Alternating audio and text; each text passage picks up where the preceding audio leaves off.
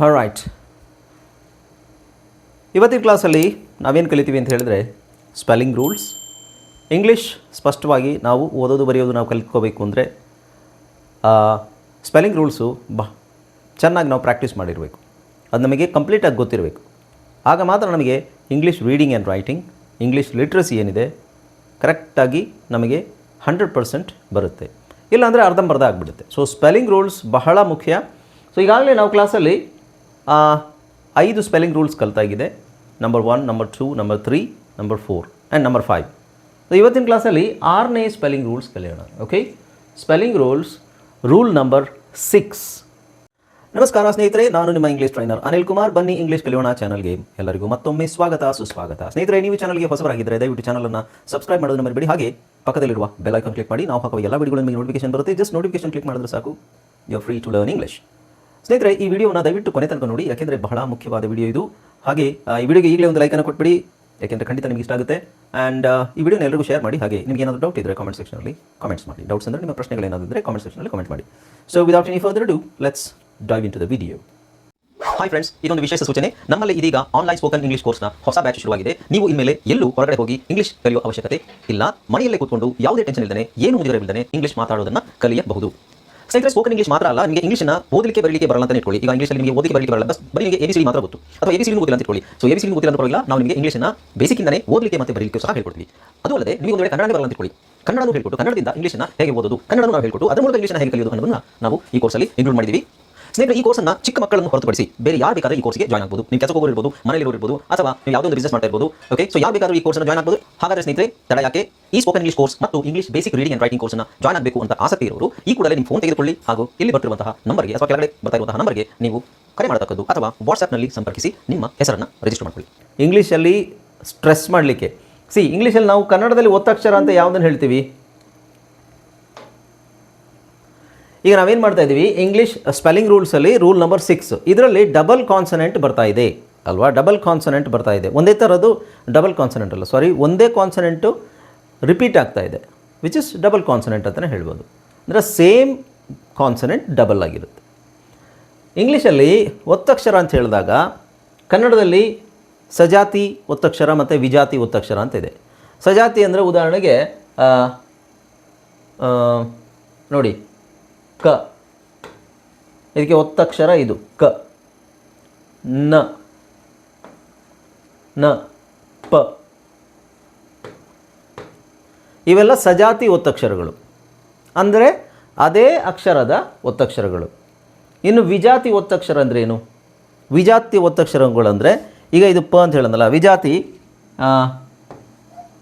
ಸಕ್ಕೆ ನಾವು ವ ಹೊತ್ತು ಕೊಟ್ಟರೆ ಸ್ವ, ಅಥವಾ ಕಕ್ಕೆ ನಾವು ರ ಒತ್ತು ಕೊಟ್ಟರೆ ಕ್ರ, ವಿಜಾತಿ. ಸೊ ಸಜಾತಿ, ವಿಜಾತಿ, ಇದಕ್ಕೂ ಇಂಗ್ಲೀಷ್ಗೆ ಏನು ಸಂಬಂಧ ಅಂತ ಹೇಳಿದ್ರೆ, ಇಂಗ್ಲೀಷಲ್ಲಿ ಸಜಾತಿ ಒತ್ತಕ್ಷರ ಇಲ್ಲ. ಇಂಗ್ಲೀಷಲ್ಲಿ ಸಜಾತಿ ಒತ್ತಕ್ಷರ ಇಲ್ಲ. ಅರ್ಥ ಆಗ್ತಿದೆಯಾ? ಸಜಾತಿ ಅಂತ ಹೇಳಿದ್ರೆ ಇಲ್ಲಿ ನಾವು ಹೇಳಿದ್ವಲ್ಲ, ಡಬಲ್ G, ಇದು ಒತ್ತಕ್ಷರ ಅಂತ ಅನಿಸಿದ್ರೂ ಅಲ್ಲಿ ಒತ್ತೋದಿಲ್ಲ ಅದನ್ನು. ನೀವು ಕೇಳಿದ ಪ್ರಶ್ನೆ ಸರಿಯಾಗೇ ಇದೆ. ಈಗ ಇದನ್ನು ಹೆಂಗೆ ಬರಿತೀವಿ ಅಂದರೆ,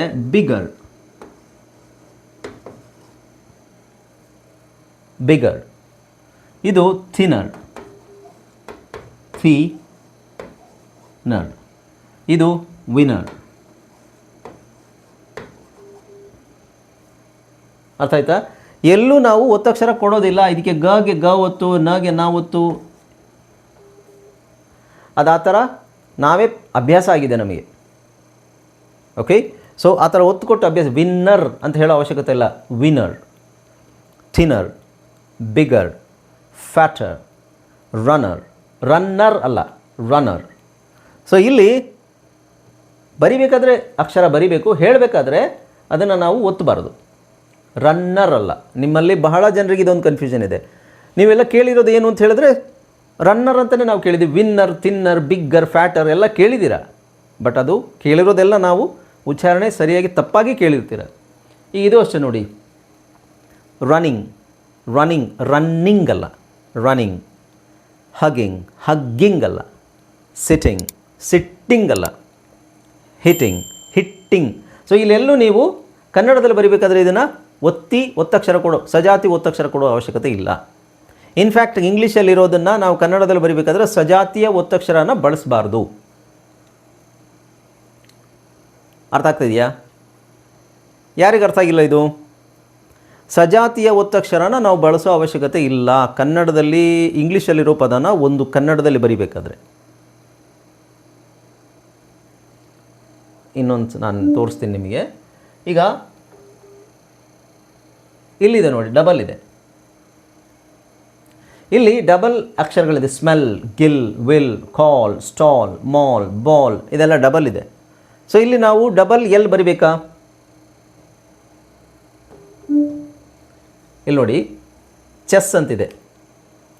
ಚೆಸ್ ಅಂತಿದೆಯಲ್ವಾ? ಚೆಸ್ಸನ್ನು ಕನ್ನಡದಲ್ಲಿ ನೀವು ಬರಿಬೇಕಾದ್ರೆ ಹೆಂಗೆ ಬರಿತೀರಾ? ಚೆಸ್ ಹೀಗೆ ತಾನೇ ಬರಿತೀವಿ. ಇಲ್ಲಿ ಒಂದು ಈ ಥರ ಕೊಡ್ತೀವಾ? ಇಲ್ಲಿ ಡಬಲ್ ಎಸ್ ಇಲ್ವಾ? ಕೊಡೋದಿಲ್ಲ. ಚೆಸ್. ಸೊ ಇಂಗ್ಲೀಷಲ್ಲಿರೋ ಪದನ ಕನ್ನಡದಲ್ಲಿ ಬರಿಬೇಕಾದ್ರೆ ನಾವು ಅಲ್ಲಿ ಡಬಲ್ ಒಂದೇ ಥರದ ಸಜಾತಿಯ ಒತ್ತಕ್ಷರ ಇದ್ದರೂ ಸಹ ನಾವಲ್ಲಿ ಅದನ್ನು ಬರೆಯೋ ಅವಶ್ಯಕತೆ ಇಲ್ಲ. ಯಾಕೆಂದರೆ ಆ ಥರ ಪ್ರೊನೌನ್ಸ್ ಮಾಡೋದಿಲ್ಲ ಇಂಗ್ಲೀಷಲ್ಲಿ. ವಿಜಾತಿಯ ಒತ್ತಕ್ಷರ ಇದೆ, ವಿಜಾತಿಯ ಒತ್ತಕ್ಷರ ಇದೆ, ಸಜಾತಿಯ ಒತ್ತಕ್ಷರ ಇಂಗ್ಲೀಷಲ್ಲಿ ಇಲ್ಲ. ಆದರೆ ಸಜಾತಿಯ ವ್ಯಂಜನಗಳು ಒಂದ್ರ ಥರನೇ ಇನ್ನೊಂದು ಪಕ್ಕದಲ್ಲಿ ಬರುತ್ತೆ. ನಾನು ಹೇಳ್ದಲ್ಲಿದ್ದೇನೆ, ಅದನ್ನೇ ಹೇಳ್ತಾ ಇದ್ದೀನಿ.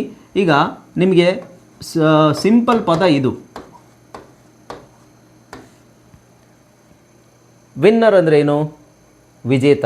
ಅಂದರೆ ಯಾರು ಗೆದ್ದಿರ್ತಾರೆ ಅವರಿಗೆ ನಾವು ವಿನ್ನರ್ ಅಂತ ಹೇಳ್ತೀವಿ ಅಲ್ವಾ? ಆ್ಯಕ್ಚುಲಿ ಅದು ವಿನ್ನರ್ ಅಂತ ಹೇಳೋ ಅವಶ್ಯಕತೆ ಇಲ್ಲ. ಇಲ್ಲಿ ಒತ್ತು ಬರೆಯೋ ಅವಶ್ಯಕತೆ ಇಲ್ಲ. Winner. He is the winner. I am the winner. I am the runner. I am the runner up. I am the winner. He is the winner. I am the runner up. ಅಂದರೆ ಅವನು winner, ನಾನು runner up ಅಂತ. ನಾವು ಕನ್ನಡದಲ್ಲಿ ಅದನ್ನು winner runner ಅಂತ ಹೇಳ್ತೀವಿ.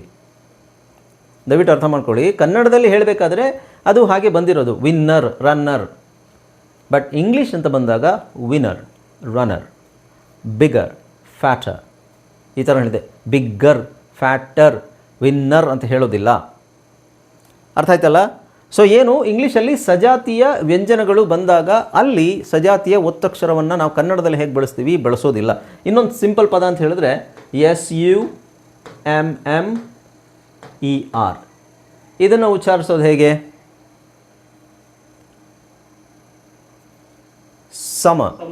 ಹಾಂ, ನಾವು ಅದನ್ನು ಸಮ್ಮರ್ ಅಂತ ಎಲ್ಲರೂ ಉಚ್ಚಾರಣೆ ಮಾಡೋದು ಏನಂದರೆ ಸಮ್ಮರ್. ಸಮ್ಮರ್. ಆ್ಯಕ್ಚುಲಿ ಇಲ್ಲಿ ಇದರ ಅವಶ್ಯಕತೆನೇ ಇಲ್ಲ. ಸಮ, ವಿಂಟರ್. ಇನ್ನೊಂದು ಒತ್ತಿ ಸ್ಟ್ರೆಸ್ ಅಂತ ಹೇಳ್ತೀವಿ. ಸಿಲೆಬಲ್ ಸ್ಟ್ರೆಸ್ ಅಂತ ಹೇಳ್ತೀವಿ ಇಂಗ್ಲೀಷಲ್ಲಿ. ಉದಾಹರಣೆಗೆ ನಾವು ಒತ್ತಿ ಹೇಳಬೇಕಾಗಿರೋ ಅಕ್ಷರಗಳು 2 ಇರಲೇಬೇಕಂತಿಲ್ಲ. ಕನ್ನಡದಲ್ಲಿ ನಿಮಗೆ ಈ ಥರ ಒತ್ತಕ್ಷರ ಇದ್ದರೆ ಮಾತ್ರ ನಾವು ಒತ್ತುತ್ತೀವಿ ಅಲ್ವಾ? ಒತ್ತಿ ಹೇಳ್ತೀವಿ. ಸಮ್ಮರ್, ಅಮ್ಮ, ಅಕ್ಕ, ಅಣ್ಣ, ಅಪ್ಪ. ಅದರ ಕೆಳಗಡೆ ಏನಿರುತ್ತೆ? ಒತ್ತಕ್ಷರ ಇರುತ್ತೆ. ಇಂಗ್ಲೀಷಲ್ಲಿ ಒಂದೇ ಥರದ 2 ಅಕ್ಷರಗಳು ಇಲ್ಲದೇ ಇದ್ದರೂ ಅಲ್ಲಿ ಅದನ್ನು ಒತ್ತಿ ಹೇಳಬೇಕಾಗುತ್ತೆ.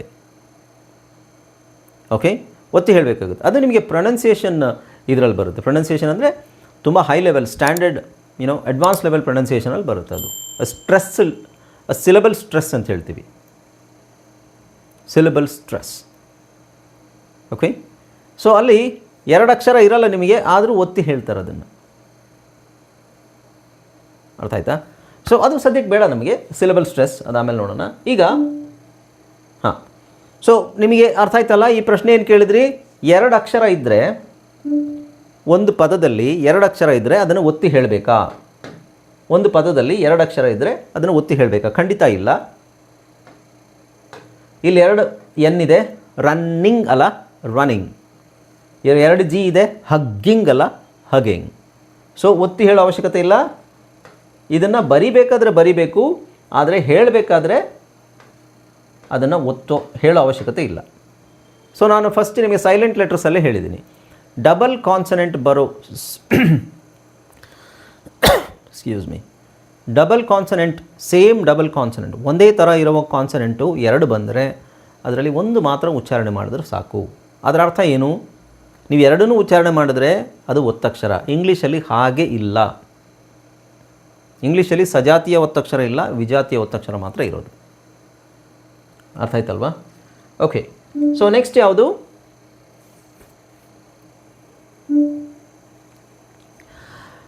ಓಕೆ, ಸೊ ನಾವೇನು ನೋಡ್ತಾ ಇದ್ದೀವಿ? Spelling rules. ಸ್ಪೆಲ್ಲಿಂಗ್ ರೂಲ್ಸಲ್ಲಿ ರೂಲ್ ನಂಬರ್ 6 ನೋಡಿದ್ವಿ. Rule number 6.1. Rule number 6.1. So spelling rules ಯಾಕೆ ನಮಗೆ ಬೇಕು? ಸ್ಪೆಲ್ಲಿಂಗ್ ರೂಲ್ಸು ಇಂಗ್ಲೀಷನ್ನು ನಾವು 100% ಓದೋದು ಮತ್ತು ಬರೆಯೋದು ನಾವು ಸ್ಪಷ್ಟವಾಗಿ 100% ಕಲಿಬೇಕಾದ್ರೆ ನಮಗೆ ಸ್ಪೆಲ್ಲಿಂಗ್ ರೂಲ್ಸು ಅತ್ಯಗತ್ಯ, ಬಹಳ ಅಗತ್ಯ ಇದೆ. ಓಕೆ, ಸೊ ಇದು ಗೊತ್ತಿದ್ದರೆ ನಿಮಗೆ ಕನ್ಫ್ಯೂಷನ್ ಕ್ಲಿಯರ್ ಆಗುತ್ತೆ. ಬಟ್ ಓದಬೇಕಾದ್ರೆ ಬರಿಬೇಕಾದ್ರೆ ಅದು ತಲೆಯಲ್ಲಿರಲ್ಲ. ಬಟ್ ಓದಿದ ನಂತರ ಯಾಕೆ ಹೀಗೆ ಬಂತು, ಈ ಪದನ ಹೇಗೆ ಓದಬೇಕು ಅದು ಕರೆಕ್ಟಾಗಿ ನಮಗೆ ಗೊತ್ತಿದ್ದರೆ, ಸ್ಪೆಲ್ಲಿಂಗ್ ರೂಲ್ಸ್ ಗೊತ್ತಿದ್ರೆ ನಮಗೆ ಕರೆಕ್ಟಾಗಿ ಅರ್ಥ ಆಗುತ್ತೆ. ಇಲ್ಲಾಂದರೆ ಗೊಂದಲ ಕ್ರಿಯೇಟ್ ಆಗುತ್ತೆ. ಓಕೆ, ನಾವು ನೆಕ್ಸ್ಟ್ ಸ್ಪೆಲ್ಲಿಂಗ್ ರೂಲ್ ಯಾವುದು? 6.1ನಲ್ಲಿ ಫ್ಲಾಸ್ ರೂಲ್ ಅಂತ ಹೇಳ್ತೀವಿ. ಏನಂತ ಹೇಳ್ತೀವಿ? Flaws rule. ಫ್ಲಾಸ್ ರೂಲ್ ಅಂದರೆ ಏನಂದರೆ, ಸಿಂಪಲ್, ಇದು ಅಷ್ಟು ಕಾಂಪ್ಲಿಕೇಟೆಡ್ ಇಲ್ಲ. ಯಾವುದೇ ಸಿಂಗಲ್ ಸಿಲೆಬಲ್ ಪದದ ಕೊನೆಯಲ್ಲಿ ಎಫ್, ಎಲ್, ಎಸ್ ಮತ್ತು ಝೆಡ್ ಬಂದರೆ, ಯಾವುದ್ಯಾವುದು? ಎಫ್, ಎಲ್, ಎಸ್ ಮತ್ತು ಝೆಡ್, ಈ 4 ಅಕ್ಷರಗಳು ಕೊನೆಯಲ್ಲಿ ಬಂದರೆ ಅದು ಸಿಂಗಲ್ ಸಿಲೆಬಲ್ ವರ್ಡ್ ಆಗಿರಬೇಕು.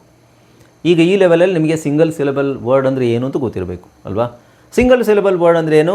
ಒಂದು ಚಪ್ಪಾಳೆಯಲ್ಲಿ ಹೇಳಿ ಒಂದು ಚಪ್ಪಾಳೆ ತಟ್ಟಿದಾಗ ಆ ಪದ ಮುಗ್ದಿರಬೇಕು. ಇಲ್ಲಿ ನೋಡಿ, staff, stiff, whiff, of, puff ಇವೆಲ್ಲ ಒಂದು ಚಪ್ಪಾಳೆಗೆ ಮುಗಿಯುತ್ತೆ. ಇದಕ್ಕೆ ನಾವು ಸಿಂಗಲ್ ಸಿಲೆಬಲ್ ವರ್ಡ್ ಅಂತ ಹೇಳ್ತೀವಿ. ಓಕೆ, ಅದು ಸಿಂಗಲ್ ಸಿಲೆಬಲ್ ವರ್ಡ್. ಯಾವುದೇ ಸಿಂಗಲ್ ಸಿಲೆಬಲ್ ವರ್ಡ್ ಈ 4 ಅಕ್ಷರಗಳು ಎಫ್, ಎಲ್, ಎಸ್, ಝೆಡ್ 4 ಅಕ್ಷರಗಳಲ್ಲಿ ಎಂಡ್ ಆದರೆ ಅಲ್ಲಿ ನಾವು ಆ ಅಕ್ಷರಗಳನ್ನು ಡಬಲ್ ಮಾಡ್ತೀವಿ. ಹಾಗೆ ಇಲ್ಲಿ ನೋಡಿ, ಉದಾಹರಣೆಗೆ ಬೆಲ್ ಅಂತಿದೆ. ಇಲ್ಲಿ ಬೆಲ್, ಬೆಲ್ ಕಾಮನ್ ಆಗಿ ಎಲ್ಲರಿಗೂ ಗೊತ್ತು. ಬೆಲ್, ಸ್ಮೆಲ್, ಕಾಲ್, ಸ್ಟಾಲ್, ಟಾಲ್, ವಾಲ್. ಸೊ ಎಲ್ರಿಗೂ ಕಾಮನ್ ಆಗಿ ಗೊತ್ತಿರೋ ಪದ ಬಂದು ಕಾಲ್. ಕಾಲ್ ಎಲ್ರಿಗೂ ಗೊತ್ತು ಅಲ್ವಾ? CALL, ಕಾಲ್, ಕಾಲ್, ರೈಟ್? ಅದನ್ನೇ ನೀವು CAL ಅಂತ ಬರೆದ್ರೆ, CAL ಅಂತ ಬರೆದ್ರೆ ಇದು ಕಾಲ್ ಆಗುತ್ತಾ ಅಂತ ಕೇಳಿದ್ರೆ ಆಗಲ್ಲ. ಇದು ಕ್ಯಾಲ್, CAL, ಕ್ಯಾಲ್. ಆಲ್ ಯಾವಾಗ ಆಗೋದು? ಡಬಲ್ ಎಲ್ ಹಾಕಿದಾಗ, CALL, call. Okay, SMELL, smell. So first okay, F ನೋಡೋಣ. ಎಫ್ ಅಲ್ಲಿ ಎಂಡ್ ಆದಾಗ ಈಗ STAF ಅಂತ ಬರಿಬೋದು. ಸ್ಟಾಫ್ ಆಗುತ್ತಾ ಅಂತ ಹೇಳಿದ್ರೆ ಆಗಬಹುದು. ಬಟ್ ರೂಲ್ ಏನು ಹೇಳುತ್ತೆ?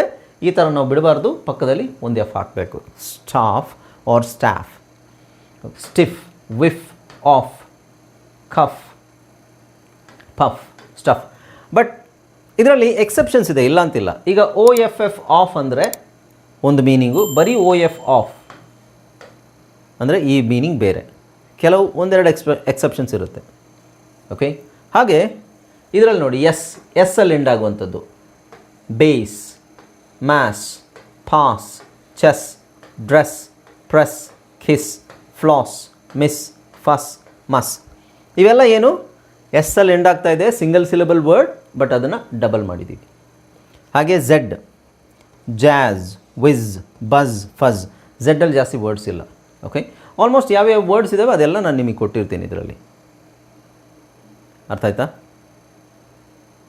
ಓಕೆ, ಸೊ ಈ ರೂಲಿಗೆ ಬಂದಿರುವಂತಹ ಎಲ್ಲ ವರ್ಡ್ಸು ಇದೆ ಇದರಲ್ಲಿ. ಮತ್ತು ನೀವು ಬೇರೆ ವರ್ಡ್ಸ್ ಬಗ್ಗೆ ತಲೆ ಕೆಡಿಸ್ಕೊಳ್ಳೋದು ಬೇಡ.